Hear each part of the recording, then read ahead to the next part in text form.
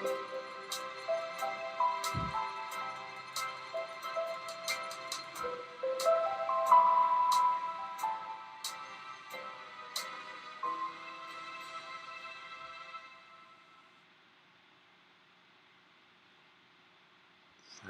a todos. Greetings, everyone. Let me sort my pages out and whatnot. Okay, I can close this. Where is it? There I am. Hello. FEBS Episode 2. The Gleason's AE map of the globe Earth. I'm going to show you, well, as you've seen, the map. That's my map. That's right. Let me pull something else up.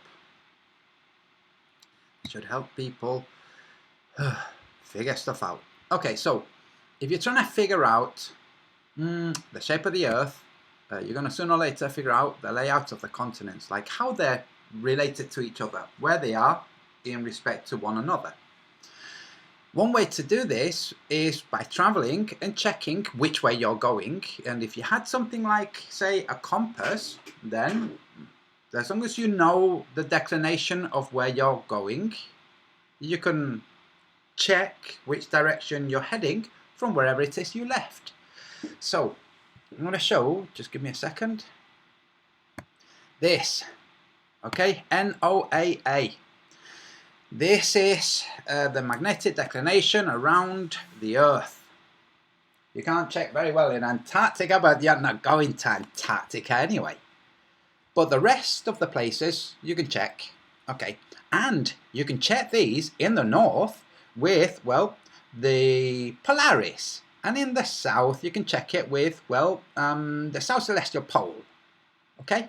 You can really check it. And as you see, we've discussed this before. These are arbitrarily shown based on the level of declination, not on the latitude or longitude. Okay? So just bear with me while we go somewhere else.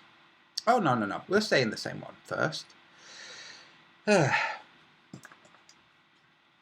go to... You have to, whenever you come to this place, you have to take it to your year. Okay, we're in 2019. We go to 2019. Okay, let's move the map and look at Antarctica as much as we can. Well, we can't look at March. Okay. Oh, but look, we can hit over here on the right. We've looked at this as well. Isn't that peculiar, huh? Isn't that like very peculiar? It is. It's very peculiar. Let's look at the Arctic and see if there's an equivalent. Oh no, there isn't. In the Arctic, there's just the 1 point. That's in the north. There's just the 1 point. And by the way, this point is the geographic north. Where the green dot is, that's the geographic north. That's from where the declinations are happening. Because right now, the actual north is over towards the left a bit more. The magnetic north. Now, in Antarctica, you have this other thing going on. It's like, good Lord. Well, the green dot is certainly not where the geographic north is. No, it looks like it's the other bundle of magnetic field lines. This is just a gibberish when you come to Antarctica. In Antarctica, it's a gibberish. In the rest of the world, it's not a gibberish. Where in the world can you go? Anywhere. Apart from Antarctica. So Antarctica, the place you can't go to, is where the gibberish is. No, you can't go and check. That's peculiar. So now let me just show you something. For the people who don't understand that if something is real and physical, then you can depict it, you can show it realistically. So I've done this very simple drawing. Look. It's a house, and this is top floor, and this bottom floor. But look, bottom floor a lot bigger. Can you see? It's a lot bigger than top floor. But it's this house, huh? What the hell? Yeah, because this would not be an accurate representation of that in any way, shape, or form. Now I'm going to show you in a different way. That just popped into my mind as this was going live. My hand, that's a real thing. I'm going to draw around my hand. You can do this at home. Gleason's believers, please go ahead and do this at home. Okay? And drawing around my hand. Drawing around my pinky. Around my ring finger. Around my heart finger or middle finger. Around my index. And now around my thumb. That's right. Here's the drawing. This is the Gleason's. You see, the Gleason says, well, when you're measuring things in the north, you follow one rule, but when you measure things in the south, well, you pretend like they're a lot smaller, and you pretend like, well, 1 unit here equals 1 unit there. Can you see? Can you see what I've done? In the real world, you might want to know, it's like, in the real world, it's really like,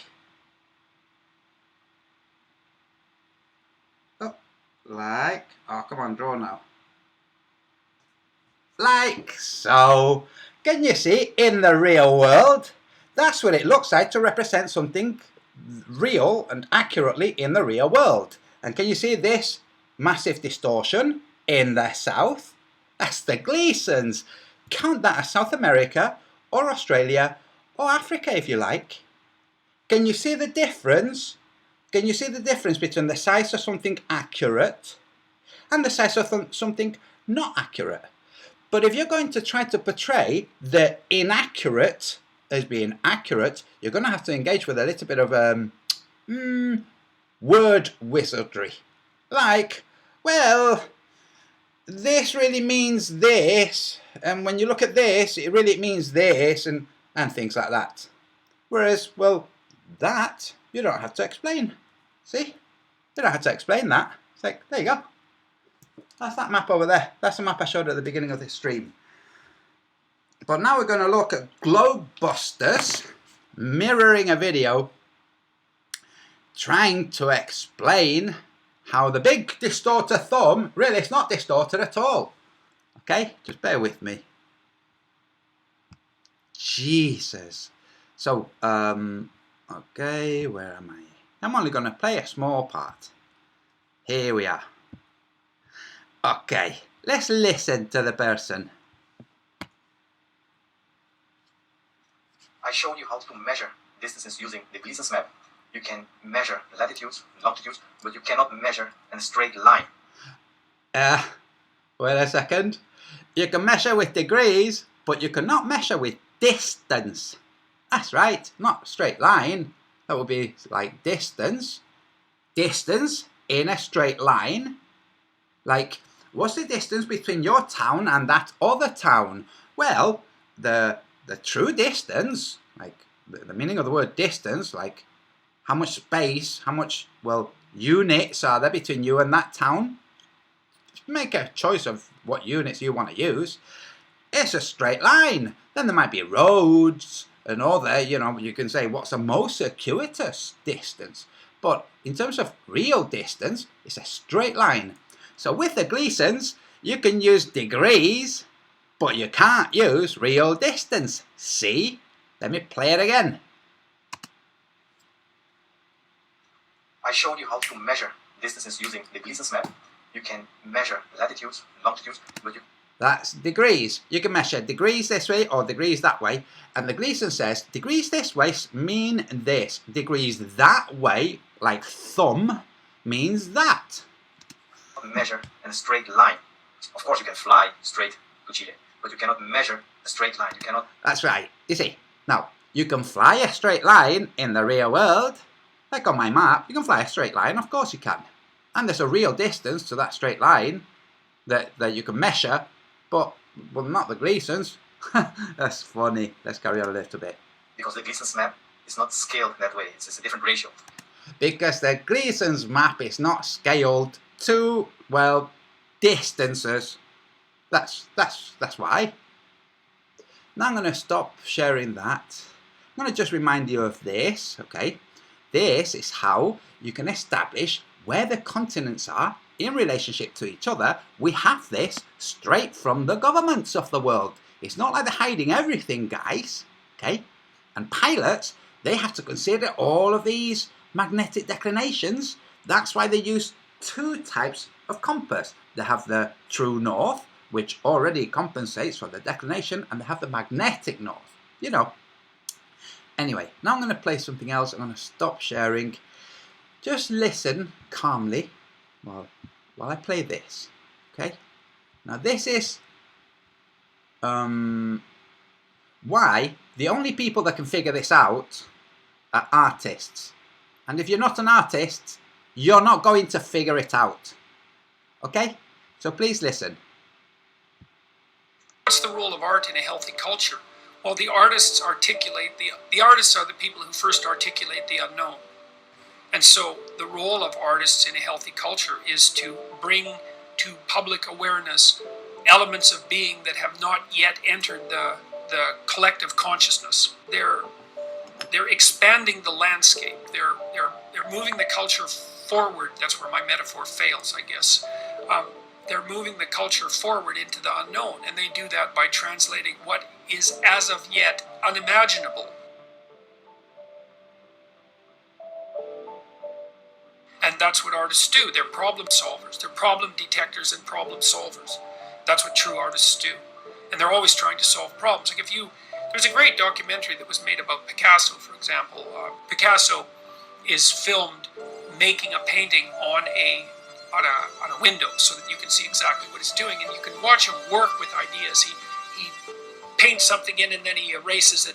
He paints over it, and then he paints again, and he paints over it. He moves the figures around on the canvas. It's a window pane, as I said, and you can see him working out you can see him working out problems and solutions to problems using his visual imagination, and the artistic product, the painting, is the consequence of that rather than the aim of it. The aim is to formulate the problems and to work out the solutions, and the artistic product, the painting, is the byproduct of that, not the aim. The artist shouldn't be able exactly to say what he or she is doing. If you can say what you're doing, you're not producing art. Art is, well, you could say art bears the same relationship to culture that the dream does to mental stability. Your dream doesn't say what it's about. It just is. You can interpret it, and that's helpful sometimes, just like movie criticism is helpful. But the dream is something that extends you beyond where you already are. That's why it isn't verbal thought. It's something else. It's like a pseudopod that's going out into the unknown. That's what art is. And the artist who subsumes the artistic vision to the ideological framework is putting the cart before the horse. It's actually a sin, I would say. It's like the ultimate in creative sins to do that, because you're harnessing the greater to the lesser. It's like, yeah, you understand things, and you could tell a story about what you understand. It's like, no. You tell a story about what you don't understand, and then you pull everyone into the story. The story's an exploration in that way. The artist pulls you past where you are, even where he is. Yeah. Artists can't tell you what the hell they're up to. They don't know.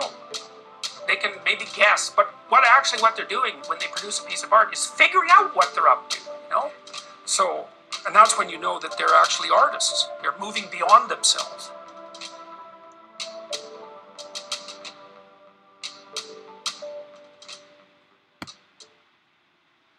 Mr. Jordan Peterson. Uncomfortable feeling. Who is not an artist, and he's saying what he thinks about artists. I am an artist. I can tell you that he's wrong in a couple of things, but that's not really very important. Now, why am I doing this hangout in the first place? Show you this. Okay. Having done a series of sun tracking sessions, having figured out through the sun tracking sessions that the sun is not at any spot in the sky that's objective. That means that's shared between various different observers. Okay? Having realized this, it hit me that not only was I going to have to figure out something about the sun, but I'd have to figure something about the sun in order to be able to figure out the layout of the land. And figuring out the layout of the land would then maybe help figure out further things about the sun. And it has done. Okay? Now, Some people who are not artists, okay, and this is not to say if you're not an artist you're worthless. This is to say, if you can't cook, don't start trying to chop vegetables and stuff. Just get out and let the people who can cook cook. You go and do the stuff that you're good at. Okay, Iranducci. For instance, being a charlatan. I said it. Anyway, so when people try to say that this represents reality, when this is nothing more than a 2D projection of the globe Earth, and then in order to try to, compensate for the fact that it's a 2D projection of a spherical Earth, they have to, say, you know, the distorted thumb, it's really not that distorted, it's really quite small compared to like the distortion at least. Well, then that tells you this is not an accurate representation of the real world. Now, obviously we're not talking about the different colours and the boundaries. We're talking about the sizes of the continents, and along with the sizes of the continent, there's the layout of the continents. An example. Okay, let me hit this and wait until it moves up on the screen a bit. Oh wait, I'll move it up. There. Okay. Here, this will do. No, let me go back. There. Now, again, South America is smaller than North America in the real world. When you want to check the size, you have to incorporate Greenland to the North American landmass. Okay? And the North American landmass starts just above, what you would consider to be true South America. That means all of Central America is counted as North America. Okay? You got it? Okay. So, once you include Greenland, you have the landmass of North America. That's the miles squared. Okay? The distance between north and south, east and west, the actual size, the actual area. Once you have that for North America, you then look to see how much smaller South America is than North America. You'll find it's about 2/3 of the size, a little bit more than 2/3 the size. Okay? So you then go and make South America that size. But when you do that, what you've done is you've moved the eastern coast of South America, all of the eastern coast, the northeast, all of the north, northeast, east, southeast, all of the east, you've moved it away from Africa in order to, make it its correct size. See? That means you've expanded the size of the Atlantic. Now we're just talking South America right now. We're not discussing Africa. We're just talking South America. So you make South America smaller. Okay? Now this is a problem that Bob Nodell and Globebusters and FE Core and all of the other charlatan flat earthers have with the real world. They can't figure out how to depict it properly because they're not artists. They're not problem solvers in respect of reality and depicting it. So, let me continue. You make South America smaller, okay? You can do some research and see what the sizes are. The difference between North America and South America. Between all the continents. You can do that. Just get the continents, go to encyclopedias, go to all over the place. And you'll find very small discrepancies, but they're small discrepancies. Like one will say South America is 6.3 million, another one will say 6.4, okay? So you make it smaller, okay. Now you've moved it farther away from Africa, okay. Does this mean that that's the correct position? when you've just brought the eastern coast in towards the western coast? Well, once you've done that, you go, okay, right, so I've done that. Now, is that the real position for South America? Is that really where it is? How would you verify if that was how it is? Well, you can't just go on landmass size. So now you've got an approximately correct landmass size. Is it correctly positioned? In respect to North America, is it correctly positioned? So how would you check? Well, you might check by checking a flight from Miami to Quito to Fort Worth with compass readings every 15 to 20 minutes. Compass readings, a 5-hour flight. Compass readings every 20 minutes. That's a heck of a lot of compass readings. So you check and you plot and you look at, wait for it, the magnetic declination for the region. You know, you don't want to be deviated. So here's Miami, and the magnetic declination is 8 degrees. Now, when I did this, it was a number of years ago, okay? A couple of years ago. In fact, wait, here it is. 6 degrees, and it was about 6 degrees back then. And Quito is here, and Quito is, well, 0 degrees. Okay, it means your readings are going to have to incorporate these declinations in order to not represent a lie or misrepresent the journey. Once you do that, you see that, well, the flight flew southwest. Well, according to the Gleasons, the flight would fly almost 180 degrees south. Not really, it's 2 degrees east. So the flight would fly, well, 2 degrees east of south. Now, flights don't always fly a straight line. They have waypoints, they have markers, and they're told, oh, you need to deviate this way, you need to deviate that way. But altogether, when you have readings every 20 minutes, you can plot the whole thing. You can plot on your Gleasons, you can plot the plane's journey. And you see, oh, good Lord, it looks like Quito's the Galapagos Islands. That's bizarre. So, once you have that, you go, okay, now let's see the flight from Quito to Fort Worth. And you go, good heavens, yes, it looks like, it kind of, well, it looks like Fort Worth is just slightly further west than where we landed in Galapagos, Quito.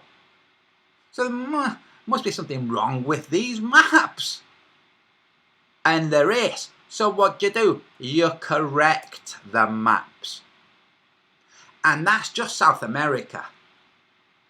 Now you might want to also use things like, well, solar noons and sunrise and sunset. You might want to look at time. You might want to look at, well, how long does it take from this point to this point in the day in terms of time? What happens with the sun? Is the sun as regular in the south, in the southern summer, as it is in the north, in the northern summer? Is the sun regular at the equinox? And you find, oh no, it's not really. The equinox happens in the south before it happens in the north. That's funny, in September at least. That's, oh dear. So, you then have to look at the Gleasons and go, this is a crock of shit. Who's pushing this nonsense? And you see that who's pushing this nonsense is Globebusters and other people who can't figure out how to resolve this. Now, unfortunately for them, it's already been figured out by yours truly, so they'll have to get in the queue for credit. Because people like Globebusters, they like credit. Okay? Well, it looks like it's been resolved. It looks like this is the real world. In this, when you're flying from, well, Miami to Quito, you fly, well, southwest, just like in the real world. and then northwest on to Fort Worth. That's right. Isn't that peculiar? That's with true north. That's compensating or correcting for magnetic declination. See, the land masses don't shift with magnetic declination. It's your compass heading that shifts, not the land masses. The land masses, they stay where they are. So, it looks like this map solves that. And just today, somebody passes me images of compass readings from Santiago to Miami. And guess what? Those readings confirm this map too. And those readings contradict this map. That's right. Now people might say, but wait, didn't you say that you don't fly in a straight line? Yes, I said you don't fly in a straight line. I also said you can plot the points of the route. Remember that part. Now I'm not making a video about the flight from Santiago to Miami because I don't have enough compass readings. But sooner or later, somebody will make a flight and take readings every 20 minutes, and that will let us plot the whole route, and then we'll see. We'll see that this map is correct. That's what we'll see. And then sooner or later, people will do the same from Tokyo to Sydney. That's right. They'll fly from Tokyo to Sydney and we'll look at the heading. Or Sydney to Tokyo. And sooner or later, slowly, confirmation will start appearing of this map. That's what will happen. Over the next several years, more and more confirmation that the map you're looking at now is correct. And then decades later, confirmation of these external ponds. That's right. You see, one of the purposes of science is to make predictions. That's right. What does this map do? Other than say, well, this is the actual layout of the continents. Okay. Now, if you want, digression, but if you want, you can then go and plot all the ancient cities and all the pyramids and everything and look and engage in some geometry. It's very interesting. But back to the purpose of science. It's to make predictions. This map says there are outside ponds and where they are, and what influence they might be having. The pond to the northeast, if you look at the pond at 10 o'clock at the top left corner, that pond is having a thermal influence on our pond. That thermal influence causes El Niño. The pond to the other side, to the top right, that causes a gravitational anomaly. That's right. And the pond to the bottom, that causes a geomagnetic anomaly, or the South Atlantic magnetic anomaly, which is what's pushing the North Pole farther, that's the North Magnetic Pole, we're talking magnetism, farther towards Eastern Russia. That's right, towards the Mariana Trench. That's where it's pushing the North Pole. In that direction. I'm not saying it's going to get to the Mariana Trench. Before it gets to the Mariana Trench, the whole thing will have changed. Okay? But that's where it's pushing the North Magnetic Pole towards the Mariana Trench. Why towards the Mariana Trench, Antonio? Because that's a point of magnetic weakness. How do you know that? Well, because I bothered looking, and I looked into the Wallace line, and the Lydekker line, and the Huxley line. That's interesting.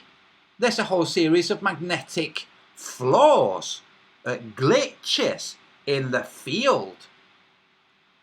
All of them pointing to, well, the Mariana Trench. It's almost like the Mariana Trench has an impact on magnetism. Why would that be? Well, maybe it's because water's diamagnetic, okay, and there's a heck of a lot of deep water there. Now, is that water deep, deep water, is it more saline or less saline? Don't know. Studies that they tried to do kind of get botched and cancelled. That's right, at the Mariana Trench.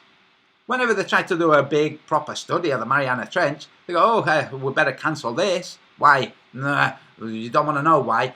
Oh, quick, look at this guy in a mini sub pretending that he's at the bottom of the Mariana Trench. Yeah, look at him.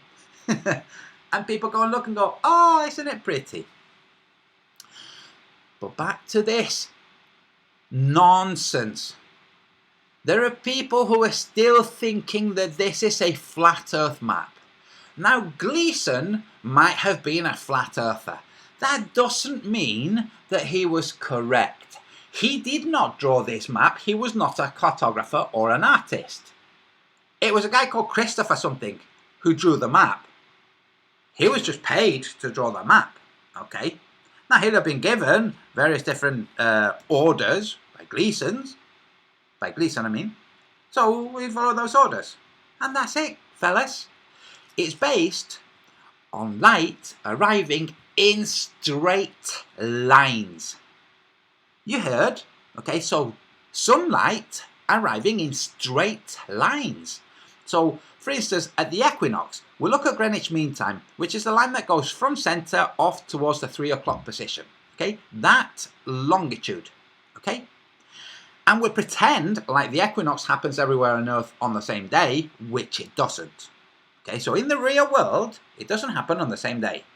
In the fantasy of the globe, it happens on the same day, and in the fantasy of the Gleasons, which is the globe, it happens on the same day. And the light arrives along that straight line. That's right. In the real world, it doesn't. How can you tell that? Well, because it doesn't happen on the same day. The equinox doesn't happen on the same day in the whole of the world. There are weeks between the 12-hour day, 12-hour night, which is the equinox. Weeks difference. And the globelings can't deal with it, and the charlatan flat earthers can't deal with it either. That's right, they can't deal with it. They just pretend like it happens in the real world. But in the real world, it doesn't happen like that. So, this is fantasy, folks. This map is fantasy, just like the globe is fantasy. That's right. Now, I'm going to move on to why artists are so kind of devalued in society right now. When you hear the term artist, oh, such a body's an artist, you get one or two images. A poor, starving, probably drug-using, looking dude or dudette. Oh, scrambled yo, man. Or a charlatan, tough, pipette smoking. Anyway, say. That's what you'll get. These are stereotypes that have been prefabbed for your consumption. So in your brain, artist, oh, that means this or this. That means the guy that just puts crap on a canvas and says it means space and mother. The charlatan, or the guy or the girl going, dude, but how can I show that? Trying to figure out how to do something. The artist is the second one, by the way. The one that's the guy or girl who's going, how can I show this? That's a real artist, but they're undervalued because they can show things the non-artists can't show. That's the part of what Jordan Peterson was saying that was correct. Artists can show fantasy, of course. Every single image that you've seen of Santa Claus was concocted, created by an artist. It's fantasy. Same with Lord of the Rings, same with dragons, same with dinosaurs, same with all kinds of stuff. Fantasy, but they can also do reality. So, because they can blend fantasy and reality and go, well, I'm going to go towards fantasy right now, and now I'm going to go towards reality. And they can do this as much as they like, especially if they're not under anybody's employment. Because they can do this, They can say, hey, look, let me take you from the fantasy and slowly, slowly, slowly bring you to reality. And the observer, the person looking at the painting or the piece, goes, gee, I never realized fantasy, reality. Because artists can do that. That's why they're undervalued. If you try to insure your car as an artist, by the way, you pay a massive premium. So why are artists undervalued? Ask yourselves, why are artists undervalued? In the real world, why are artists, and even though artists are undervalued, they couldn't care less. The artist that cares about being undervalued is not an artist. Sorry, if you think it's money and the big goal is the acclaim, you're not an artist. Hey. And that's the beauty of it. No matter what they do, the undervaluing is done for the masses. Don't pay attention. No. Look at the Gleasons. Look. It's got electrolytes. Let me show you something else as well, by the way. This is just absolutely fantastic. Because I've been showing the whole electrolytes, which, by the way, I got from Sasha, from Orphan Red. She said, it's like when people said it's got electrolytes, Idiocracy. Look at what it says, okay, in Globebusters. An absolutely brilliant analysis of the 1892 Gleason's Flat Earth map. No, it's a globe Earth map. So many questions are answered in this video, and the secrets of Alexander Gleason are revealed regarding his masterpiece map. Well, he didn't draw it, so it's not his masterpiece. It was the patron who paid for it. Dimwit. Now, all that this is saying is it's got electrolytes. You've seen the idiocracy part of them saying, but Brando's got electrolytes. It's got what plants crave. It's got electrolytes. And it's a gibberish. It's a real gibberish. This here is a gibberish. It's saying it's got electrolytes. That's right. Now, some of you might remember that Bob Nodell from Globebusters and his wife tried to draw a map of the flat Earth that was accurate, with accurately sized continents, and ended up drawing an inaccurately sized continent.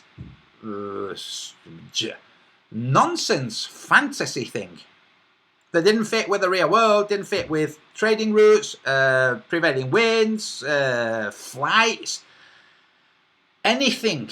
It didn't correlate with anything at all. It's just like, I think it's like this. Why? Well, because if you take, and I'll show you how they got it. Just give me a second.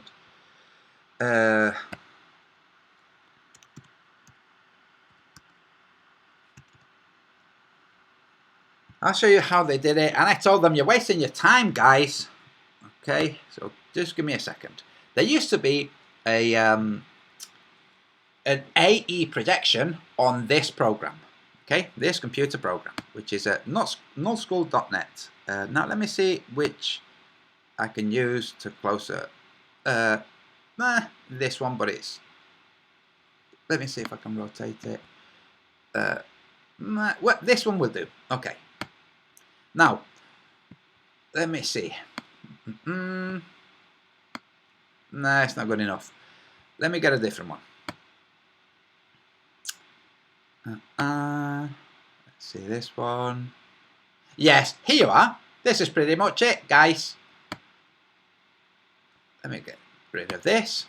This was their map, and they called it the heart-shaped map. Why have you called it heart-shaped map?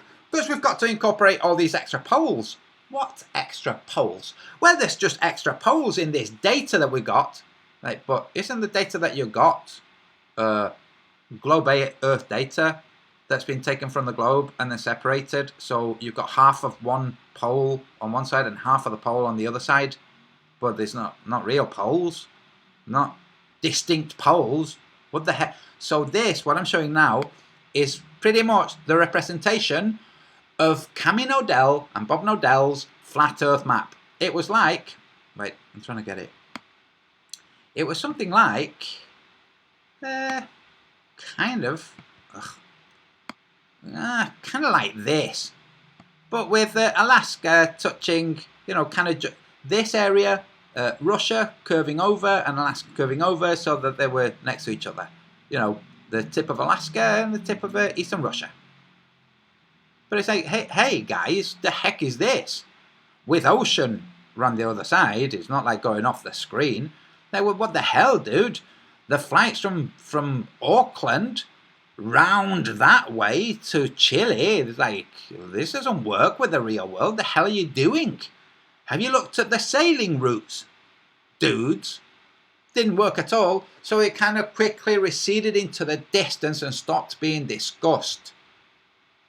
That's right, that's Globebusters. That's the guy who's now saying, hey, look at this amazing explanation of this piece of gibberish fantasy. Wait, I'm just going back pages so I don't have to do another search.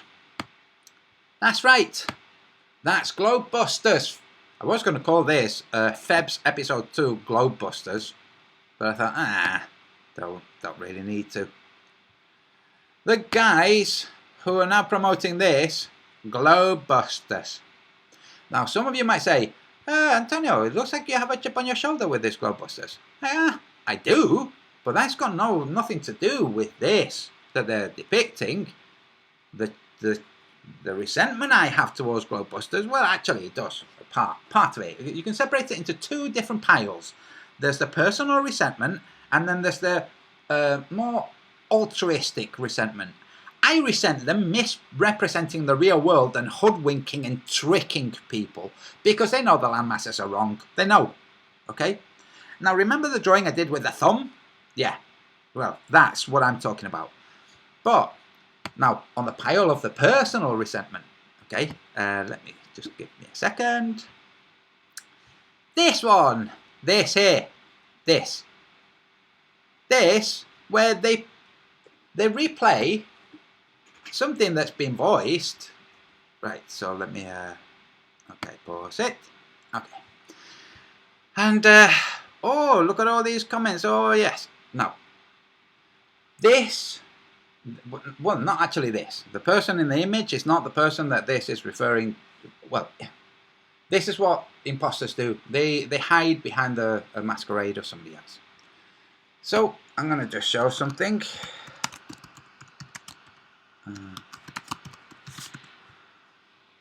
Let's go here. Flat Earth and other hot potatoes. Videos. Looks like that person is back. Okay. And nobody has really bothered resubscribing. They came back in July 21st of this month, about a month after they left, throwing a hissy fit, saying I was raped and all kinds of stuff. Okay? That's right, folks. This person's back. Nobody is really giving a shh. Well, I'm not going to swear, so. But you know what I mean. So this is Globebusters. Globebusters who, after spending months arguing with me in private about how I should let it go, how I was just get over it, Antonio. Like, dude, get over what? This person's calling me a rapist. Not really, it isn't. It's never said that to me. After months of that, and I have the Skype conversations, by the way, they go and mirror this, where they're saying, oh yes, I was raped. Like, wow, well that's totally false and just not true. So that's to the side. That's insignificant, really. This is the significant part, where they're going around lying, saying, oh, this is the flat earth map and this is really real.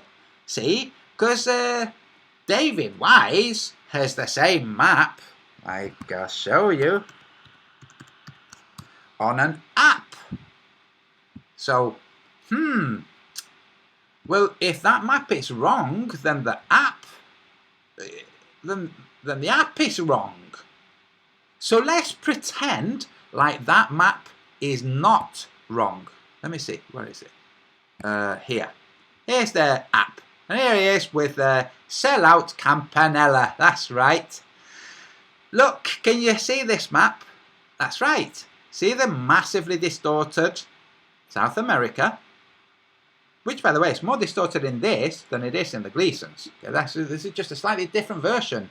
You see, the further away from the north you move things, the more distorted they're going to be. But the person who drew this didn't really figure that out. Should I tell you? Should I show you what I mean? Okay. I'll show you with a drawing. Right. Because degrees can be, well, they can be manipulated to mean lots of different things. So I'm going to do it in red. I'm just going to do this. Okay? See, that's all I've done. Now, I can say north and south. Okay? Can you see? Look, I've said north and south. I'm going to colour it in. Oh. You can see it's like, well, this is quite a lot bigger than that, but okay. Can you see? Right. Now what I'm going to do is this. North and south. And when you do that, you get a much bigger distortion because the separation's bigger too. Can you see? Good Lord, that's a huge distortion. That's right, it is. Now, if you want to make this the same distance, you just go like this. Oh, look, same distance. Oh, massive distortion. And when somebody doesn't really understand what they're doing, then they end up with something like this. Okay? Right. This map is a distortion, just like the Gleasons. Here, sellout Campanella and, well, bought soul, was it David Weiss, selling this app. Now, strangely, after selling this app for some time, Campanella's PayPal account was frozen. Could it be because people bought the app and said, this is a crock of nonsense? The heck, this guy's selling a fraudulent thing. Yes, if so, well, PayPal would cancel. You can't sell fraudulent stuff. Anyway, so that's this one. Massively distorted. Now let's go back to Globebusters and their silliness. This one. Okay? This is not true. It's not the real world. Okay? This is a 2D representation of the spherical Earth. Just like the Globelings have been saying all along, they're right. This is a globe Earth map. People say it's a flat Earth map. They can just say that. See, Globebusters say it themselves. Here, flat Earth map. Gleason's might have intended it as a flat Earth map. But he wasn't an artist. He didn't figure it out. That's why we have this huge distortion. This one doesn't have those huge distortions. If you take all the land masses here and grab Greenland and incorporate it to North America, it's bigger than South America, just like in the real world. If you take Australia and you place it over America or the United States without Alaska, it's about the same size, just like in the real world. Now let's look at the Gleasons. Good heavens, the green area in North America, the green area, that's the USA without Antarctica. Okay, those are the contiguous states of the United States. Now look at Australia. Can you see how it's more than twice its size? Can you see how Australia is more than twice the size of the contiguous United States? Now, can you see how Australia is not more than twice the size of the contiguous United States in this map? Could that be because this map is correct? So you might object and say, no, dude, there's no chance that, there's just no way. There's no way that this is the distance between Brazil and Western Africa. No chance, no way. Well, why would you say that? Because there's a guy that flies on a plane between two places and says that that's what it is. Like, you haven't got a clue what that guy's flying. You got one guy flying. How about flights that you can take, that you and I can take, from Western Africa to Brazil or Colombia? Let's see, are there any? Well, none at all. 0 direct. Well, that's weird. And this guy can do it on a small plane? Yeah. Well, then why don't the airlines do it? Well, they don't want to, that's why.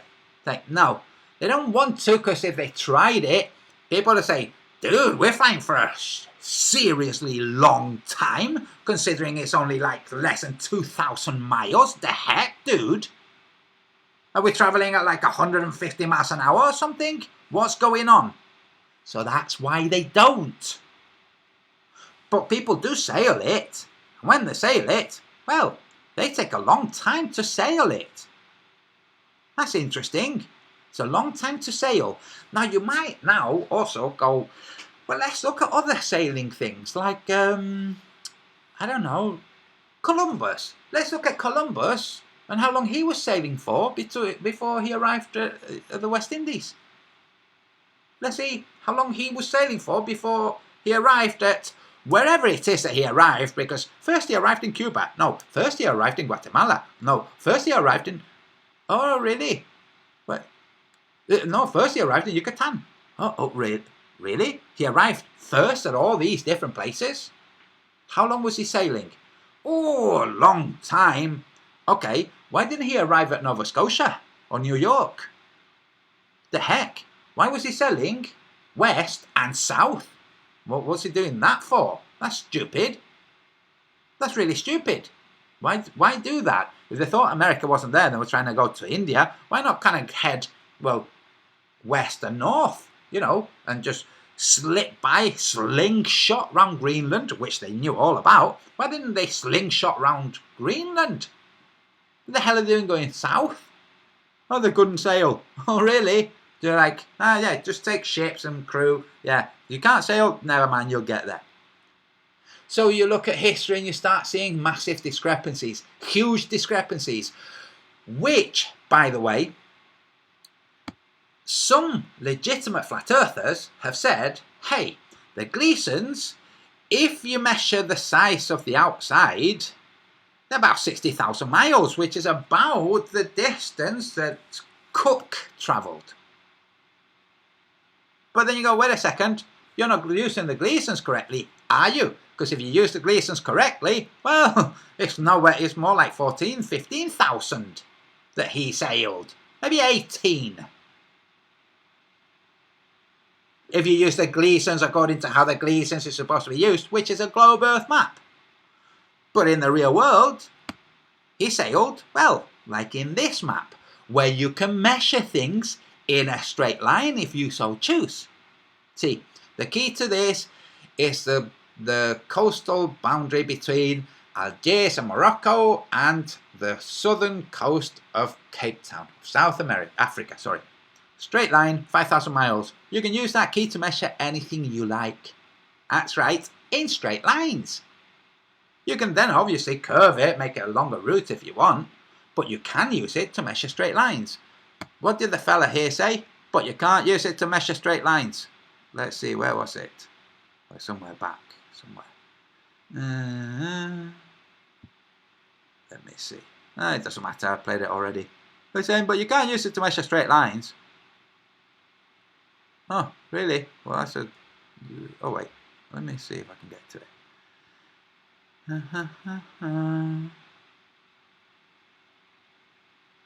Maybe here?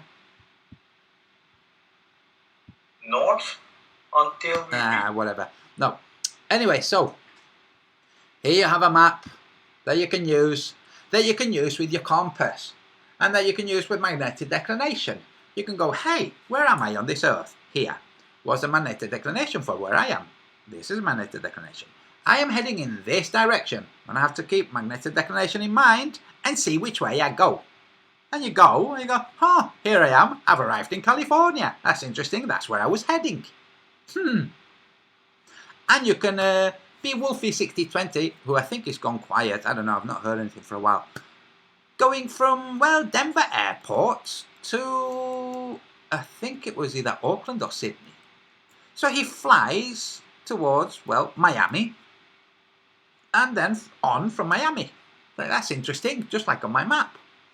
That's interesting. If you take his trajectory on the globe and you put it on my map and you follow the headings, like, hey, it looks like it works perfectly fine on this map.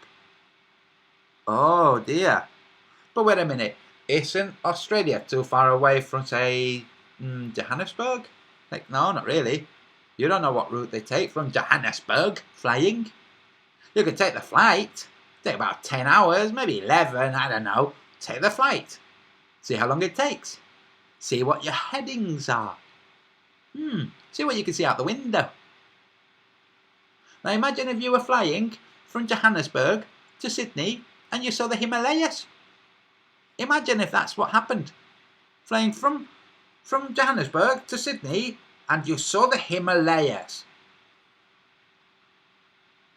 What would that tell you? It'd tell you you're flying kind of over India in a straight line over this map. Certainly not over a globe, and certainly not over this Gleason's. Nope. Let me move, pan out a little bit so you can see better. Not here. Here, there you go, nicely centered. Here, from Johannesburg to Perth, you fly over Sri Lanka. Chances are you wouldn't really see the Himalayas. But on my map you would. Now just wait and watch the Himalayas come up in videos of people flying from Perth to Johannesburg or from Johannesburg to Perth. You won't see many though, because Johannesburg, well, South Africa is going to pot really, really quickly. Could it be because it's kind of instrumental for the observations?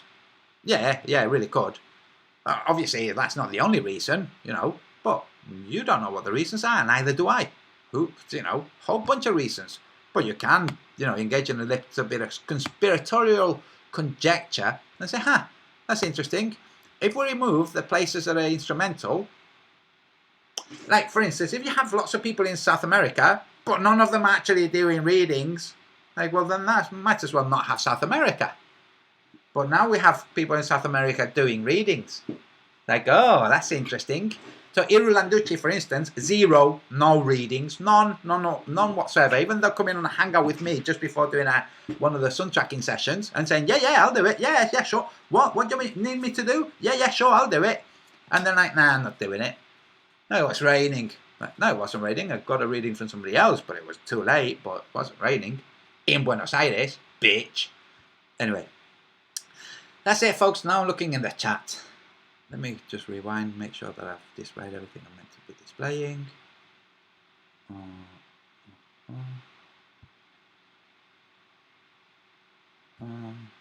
Yes. Okay, good. So, Flat Earth BS Episode 2, the Gleason's AE map of the globe Earth.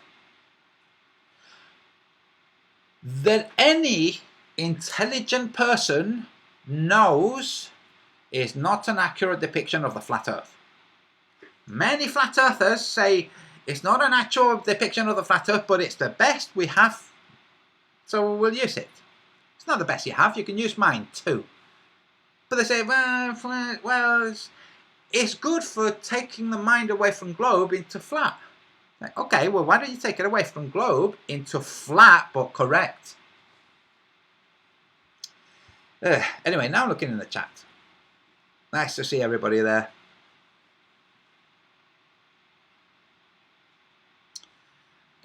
I'm just scrolling back. There's somebody.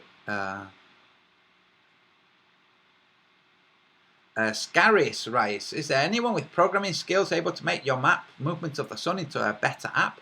I don't know. Probably. There probably is. Many people. Flat Earth Genius, long time. There's probably many people that could do it.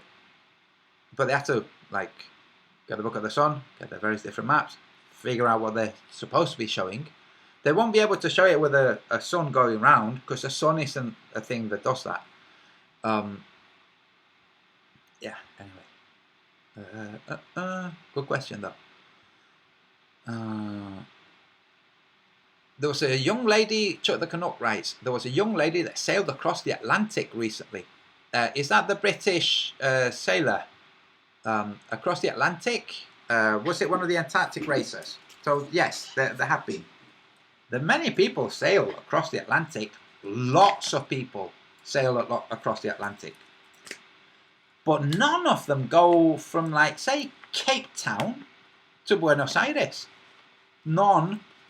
They'll go Cape Town to Cape Verde to Brazil. Or to, you know, Jamaica. Or they never go from Cape Town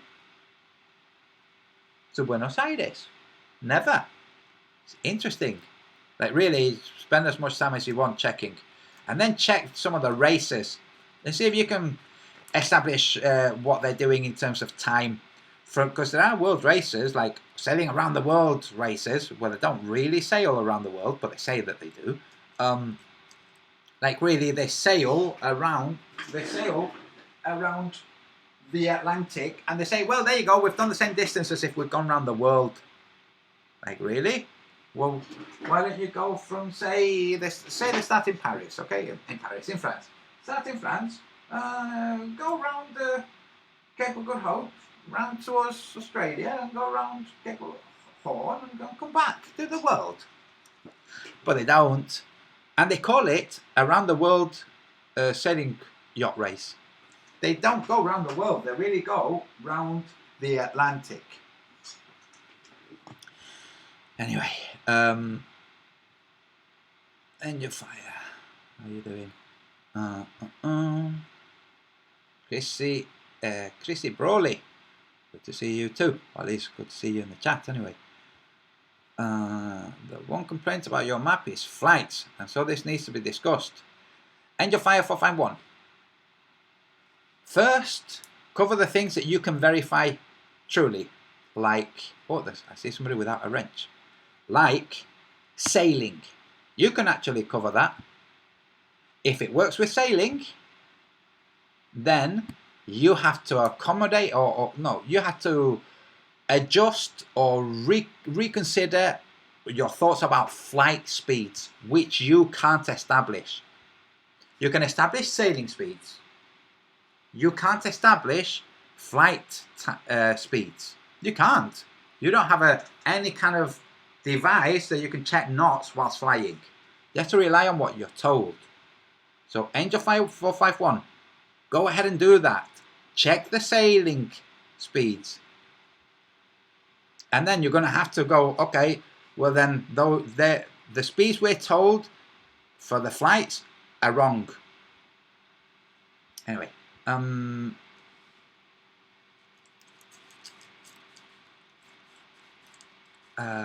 Campanella Sella began with his video supporting NASA solar eclipse across America. It wasn't Angel Fire 451, dude. It wasn't NASA solar eclipse across America. It was a solar eclipse across America. It got nothing to do with NASA. Saying that it was possible. It was possible. It happened in the real world. It's not really possible on the globe, by the way. If you really check the details, like, no, half of the eclipse is falling off the globe. But it's actually landing on the Earth. But it's gone beyond the actual edge of the globe. It doesn't, well, not half of the eclipse, but a sizable chunk of it. Anyway, I'm scrolling through the chat. I saw a couple of people with wrenches. Without wrenches, I mean. So, I gave wrenches to everybody. I thought I just saw...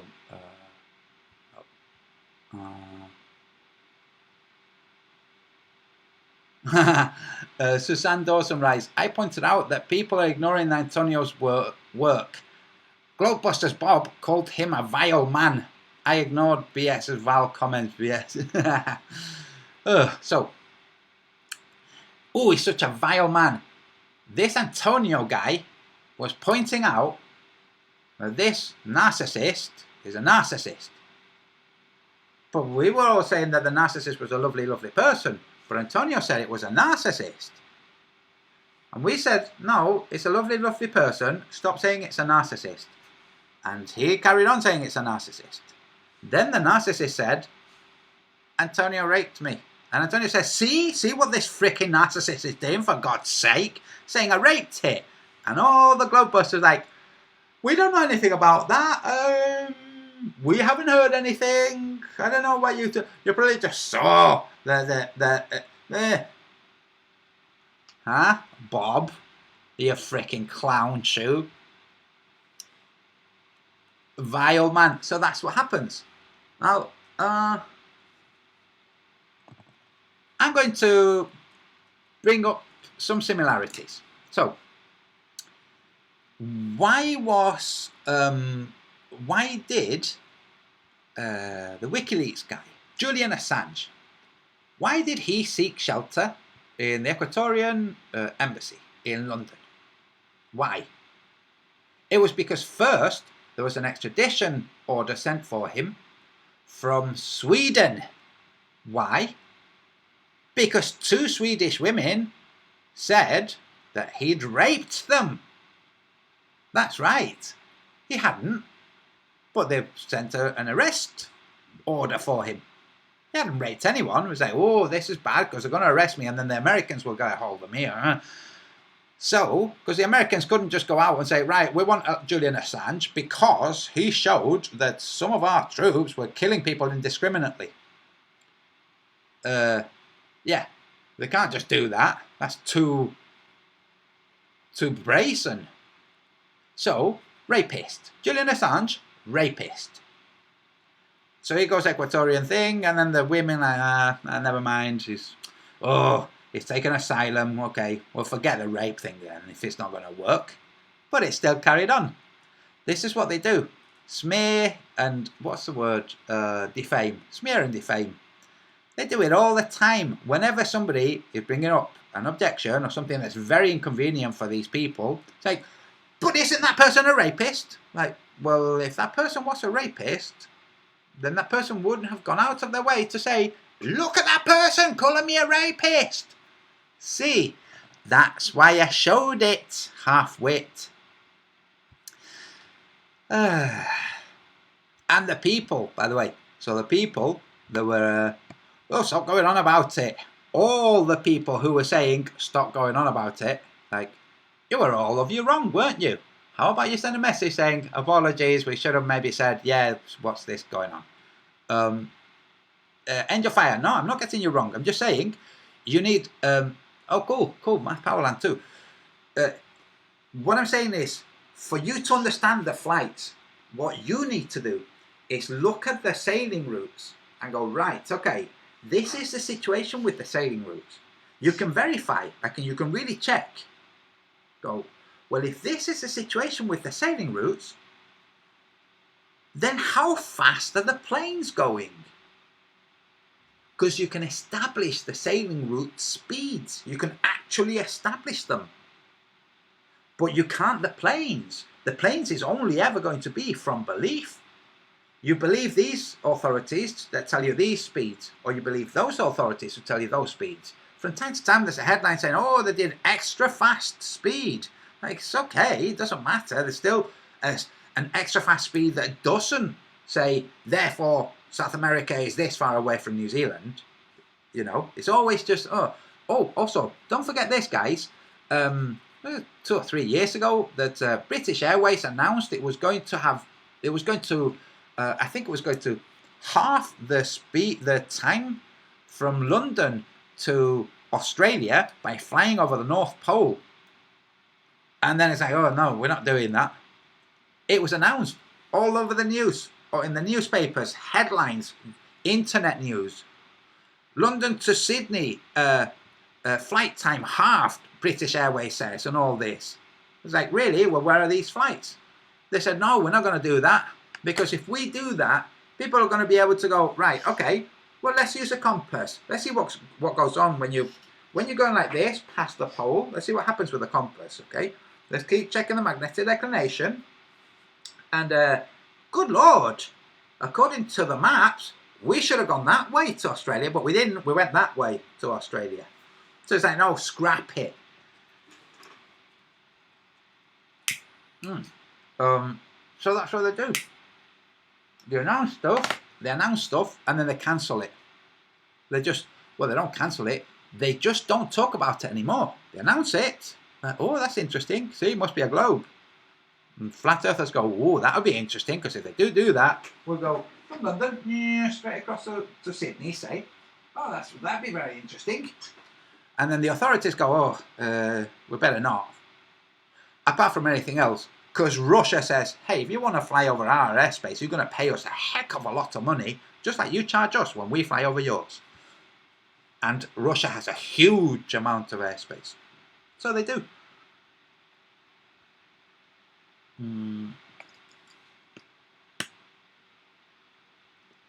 Richard Archer, no one speaks up for Julian now.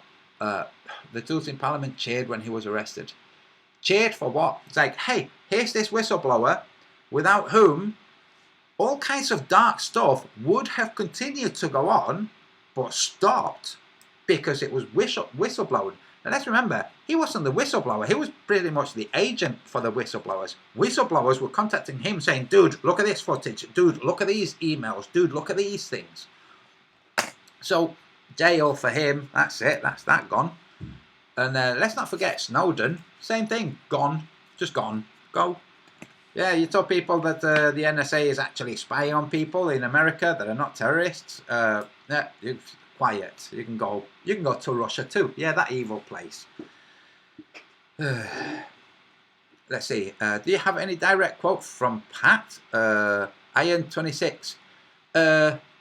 Does anybody have a direct quote from Pat? A direct quote from Pat? It seems like the article plays like having a direct quote from Pat, but it's all just, Iron26, it's all just what I told all of you guys. It's the actions of a covert narcissist. That covert narcissist, since, has returned to YouTube land flat earth, and nobody gives a toss. Let me show you again. Showed it already. Just give me a second.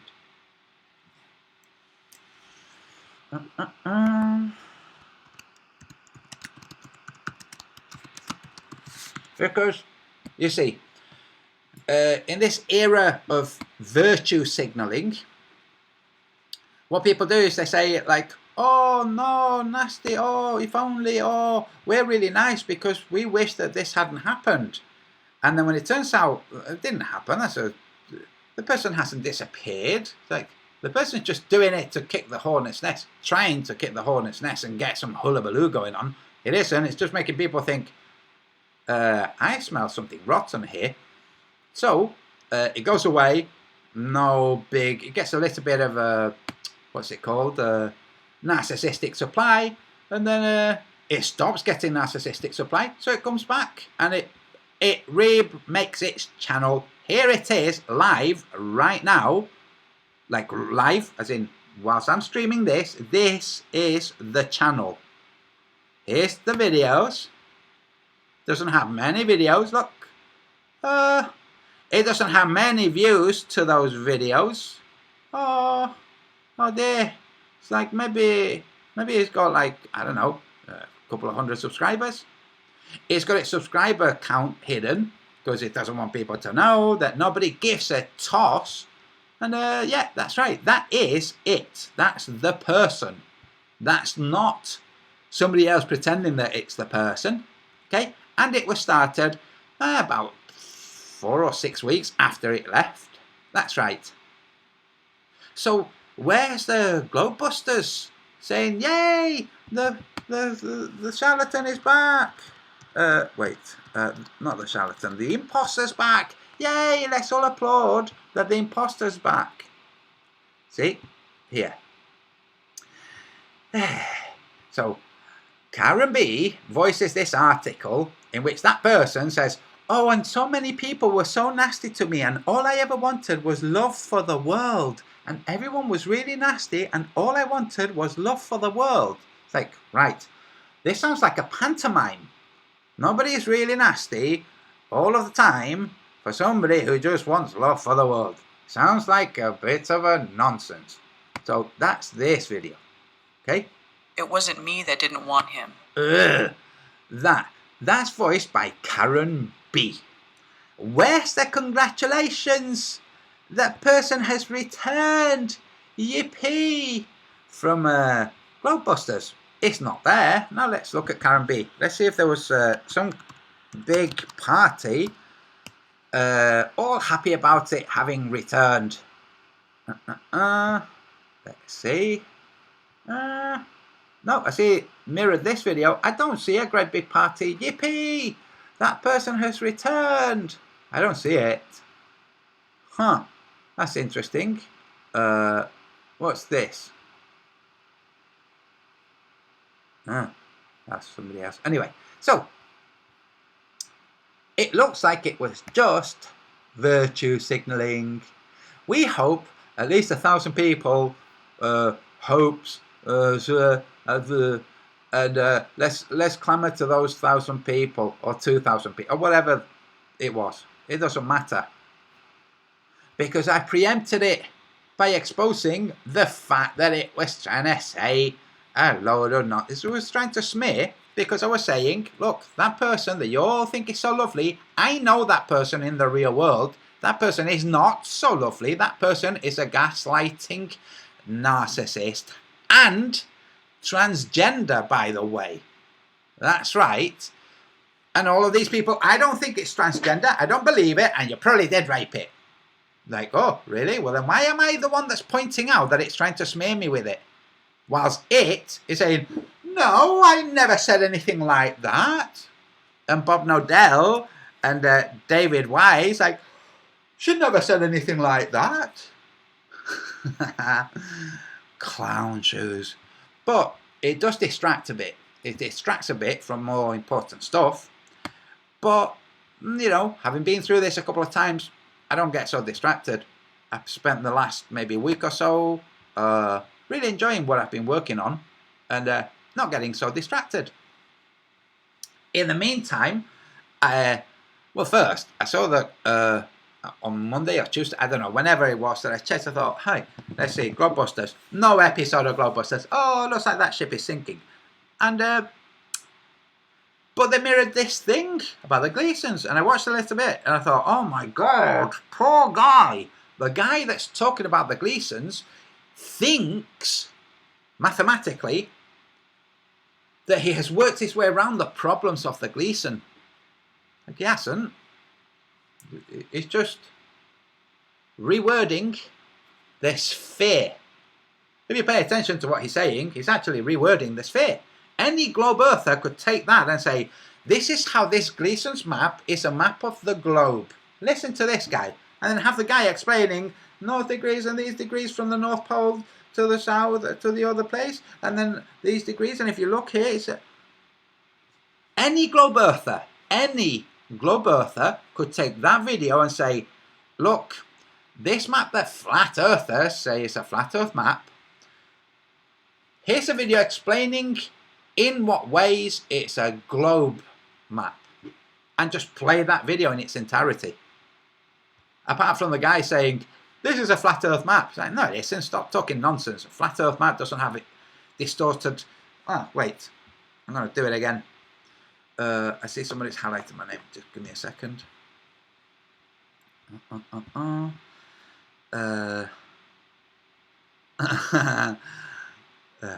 Right, so what I'm going to do is I did at the beginning of this. I have a marker, I have a whiteboard. What I'm going to do, and I have a hand. Okay, so hand. I'm going to start over here. I'm drawing around my pinky, my ring finger, my heart finger, my index, and my thumb.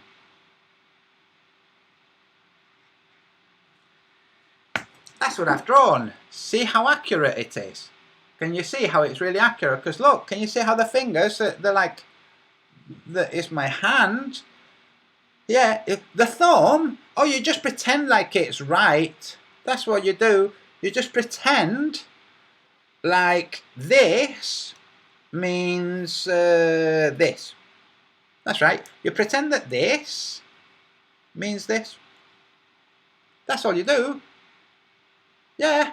And you pretend that this means this. That's it. That's all you do. What do you mean it's not an accurate representation of a hand? Well, it is if you do these things and if you pretend these things. Like, but wait, let's see what an accurate depiction of my hand would be. Huh. This is the accurate. Huh? Then what the heck is all of this extra stuff? Oh, that's distortion because we're trying to correlate distance with globe Earth coordinate system. That's right. And here you have a non-distorted landmass map of the Earth. Understand? Here you have a non-distorted landmass map of the Earth. And here you have the Gleasons. Do you get it?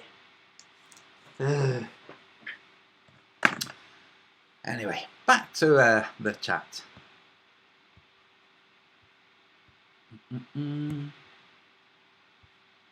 There seems to be two types of genuine flat earthers now, from what I see. The ones who just want to explain to other people that the globe isn't real and that the earth is flat. Whether or not they have all the details of flat in what way and what actions are taking place and what energies exchange, velocities, distances, whether or not they know any of those details. You don't have to know all those details to understand that this place is flat. You don't have to. All you have to do is, well, understand that gyroscopes don't behave like they should on a spherical Earth, and neither does the sun. That's right, with the equinox, okay, and the moon too. So there's that kind of flat earther. The flat earther who wants other people to know this place isn't a globe. The globe is a fantasy made for you, and you know that's what it is. And they might go out and do activism or make videos or whatever. And then there's the other type, which is the type that's trying to figure out, well, they know it's flat. They're trying to figure out some of the elements, some of the energies, velocities, distances that are actually extant, that exist, that take place. They're trying to figure that. I'm one of those guys. I'm trying to figure out some of this stuff. I've figured out some pretty cool stuff, by the way, guys. It'll be in the second book of the song. And I mean, like, way cool stuff. Suzanne Dawson, I did hit my thumb with that hammer. Come on, admit it, the ballooned thumb is your ego. That's a pretty good one. But yeah, so that's what happens with the Gleasons.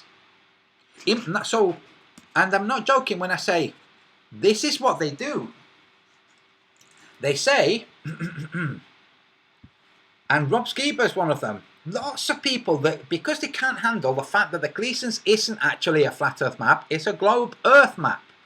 Because they can't handle it, they go, wait, Brazil's there, Australia's there, Africa's there, the North is there. What else do you need?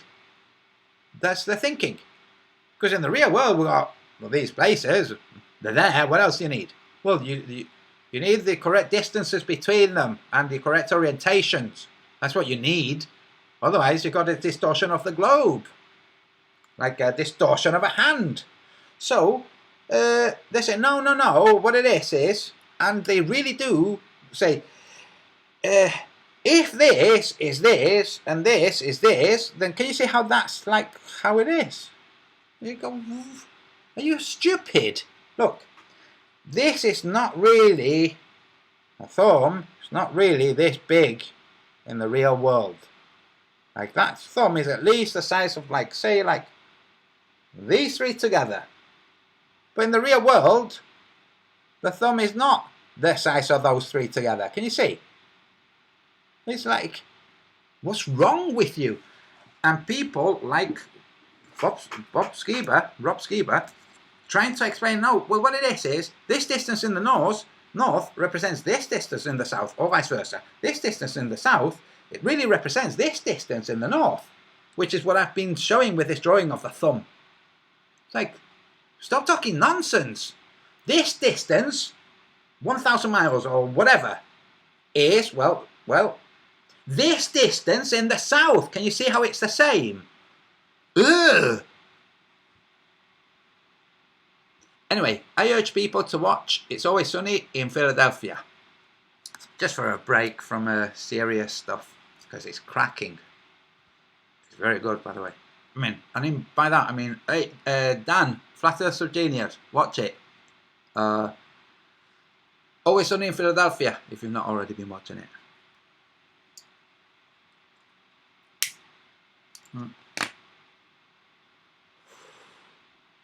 So I'm now back in the chat, and I'm going to wrap up soon, and I mean it, because usually, hey, Hammond Walker, how you doing? I usually say that, and then I go on for like an hour. That's not happening today. I'm going to wrap up in the next 10 minutes or so. Just let you in on something. I'm having huge bureaucratic problems getting a passport. I mean, like, big problems getting a passport. You'll have to watch this space. But, and I'll talk more about it after I have it. In case if I carry on, they go, right, you've made us look bad. You're not having a passport. You're now a stateless person. In which case, I'll go to the Israeli embassy. I say, make me an Israeli, please. And they say, turn to the side. Yeah, you'll do. Come on. Not really. Go to the French Foreign Legion.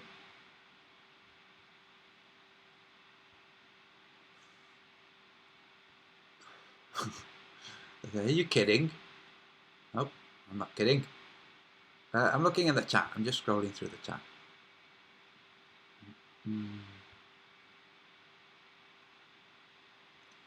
Are you going to Jeff Skeptic's channel tomorrow? The grey area.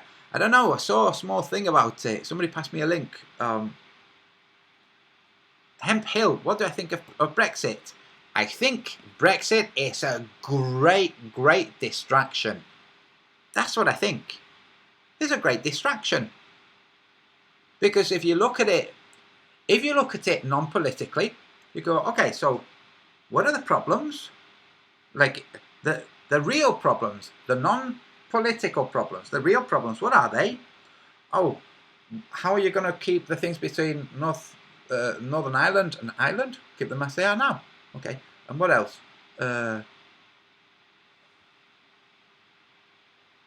Oh no, but we need all of these things. Because see, it says here, because we wrote it here, just before, some time ago, we wrote it here. So you have to do this thing that we wrote. It's just a distraction. It is just a distraction. Dan W, sorry. Are you going to Jeff Skeptic's channel? I don't know what it's about. Somebody passed me a link earlier today, and I saw a small portion. I think, I don't think it can be bothered, to be honest with you. Don't know what it's about. I might look later, but probably not. Oh, dude. The question was, what do I think of Brexit in terms of leaving?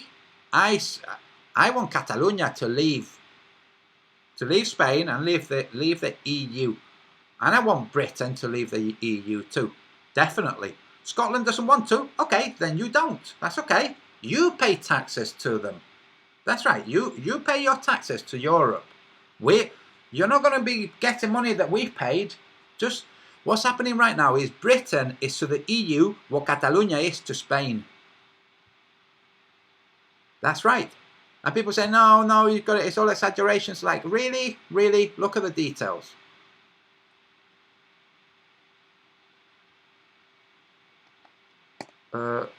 Henry Hill, do you think people in power are incredibly clever or incredibly incompetent? What does this mean for flat earth theory? Okay. flat earth theory. There's no such thing as real flat earth theory. It's a hodgepodge of hypotheses, ideas, conjecture. Huh? There's no real flat earth theory. But in terms of people in power being incredibly clever or incredibly incompetent, they could be incredibly clever and portray themselves as being incredibly incompetent. They could. Things aren't as simple as people would like it to be. But I do think it's a pantomime. War is a pantomime. War is a pantomime. Like, if you look at the War of the Beams, where Germany is sending beams, crossing them over the UK for targeting of strategic places. Britain is looking, going, hey, they're targeting us with these beams that we proposed, and theorists said they wouldn't work because of the curvature of the Earth. Well, the Germans are using them. Looks like the curvature's not working. Forget the curvature. But all of that, which ends up in lots and lots of deaths, it's a pantomime. It's a pantomime. We're going to do this, and then they're going to do that, and then we're going to do this, and then they're going to do that, and then we're going to do this, and then they're going to do that, and they'll all be very busy. Lots of them will be dead, and then we can carry on the show. Because if they didn't do that, then the show would be, hey, hold on, Vatican, you don't have any real authority. Hey, hold on, you guys, you don't have real authority. What is all of this? How about, instead of all this competition against each other all the time, we have competition where it's healthy and progress through cooperation where it isn't. You'll never have progress through cooperation. Really? Let's look at China. So, yeah, there you go.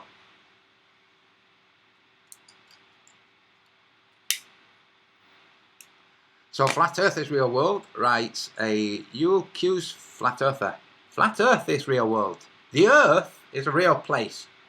The place that's called the Earth has these things called gyroscopes, which, if the shape was spherical, gyroscopes would show this sphericity. Gyroscopes do not show this sphericity because it isn't there. Gyroscopes show, well, when you go up, going up, and when you come down, going down, and when you go across, going across. They don't show up and down and round. And it's not because center of mass and gravity, because the gyroscope isn't ruled by gravity. So, yeah, this place is flat.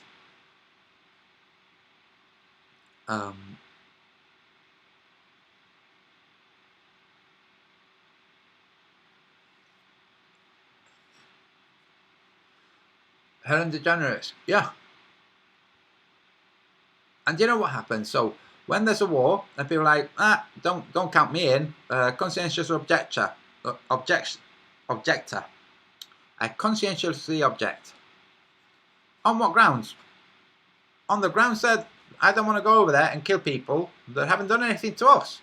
Well, if you don't, they'll come and do things to you. Oh, I write about this in the book of the Sun anyway. No, I'm not going. Well then you're a coward, you're blacklisted, you're probably even a rapist. That's what happens to conscientious objectors. You object, you don't want to put your life on the line for your loved ones? Well, wait. If I go over there, putting my life on the line for my loved ones, I'm actually going over there and threatening the life on the line, the life of other people and their loved ones. How does that make sense? Anyway.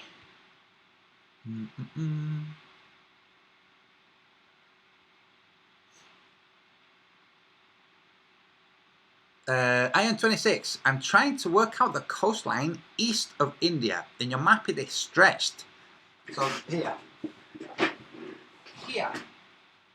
this coastline. In my map it's stretched, yes. Are they hiding coastline on the Google Earth or scrunching it up? I don't mean to spam. You're not spamming, dude. That's a legitimate question. Is it like that in the real world? Well, you have to check with boats traveling there. Planes don't really travel much around there. I mean, the ones that do, you can see the Himalayas. But that stretch, how would you establish if that was the case? So, or how would you establish if Google Earth was the case? The answer is, you can't really establish it by plane. You have to establish it by boat. But if you go and establish it by boat, and you come back and you say, hey, it's like that, then you'll get called a rapist too. Dan W. writes, Dan confronted the Globe Light Tour saying gravity is a distraction in terms of muddying the water. Gravity doesn't have to do with the shape of the earth, etc. All extra stuff thrown in. Yes. Yeah.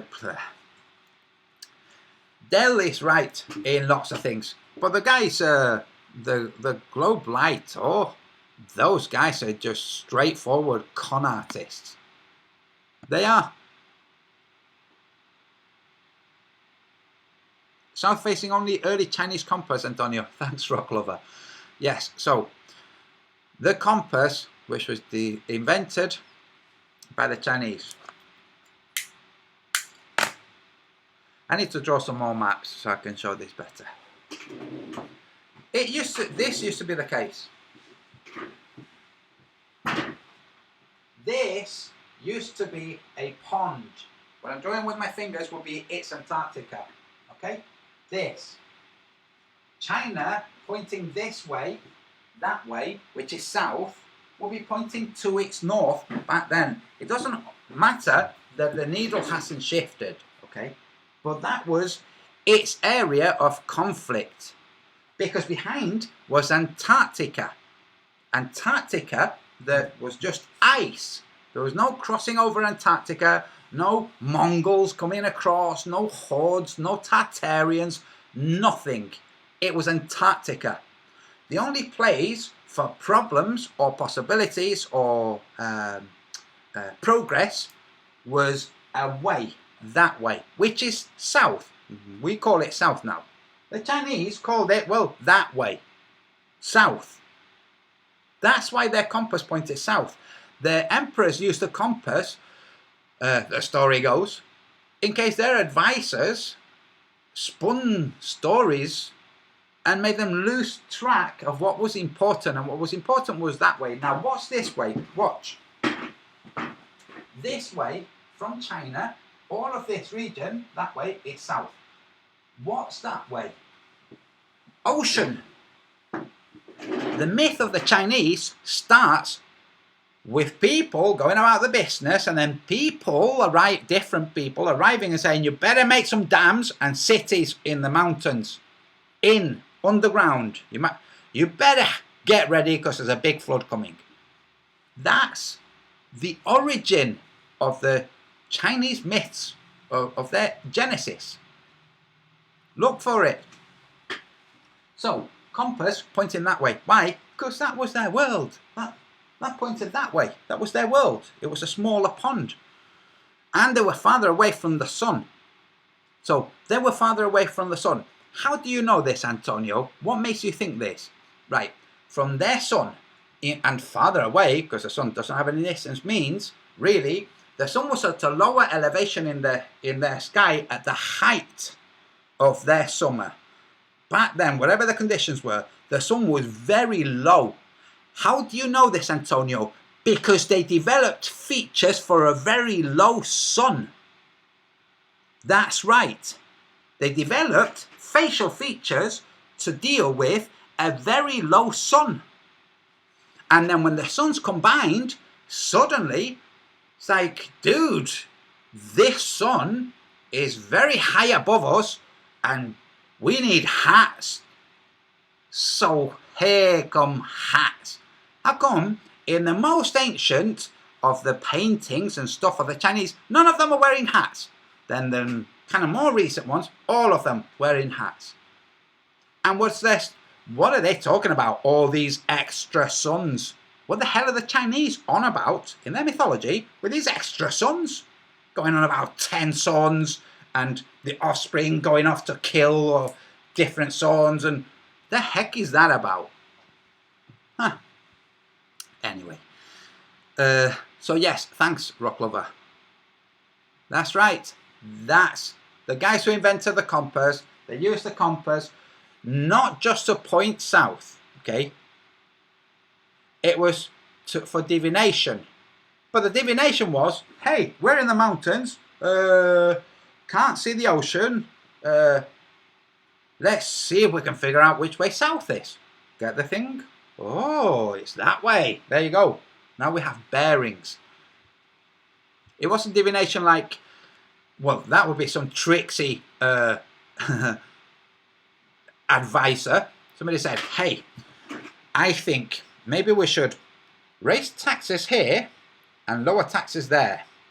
I think if we use our compass thing and put the board like this, I think if it points that way, we raise taxes. And if it points that way, we lower taxes. Okay, so it's pointing that way. It raised taxes. So it wasn't divination like that. It was, it's a different mentality.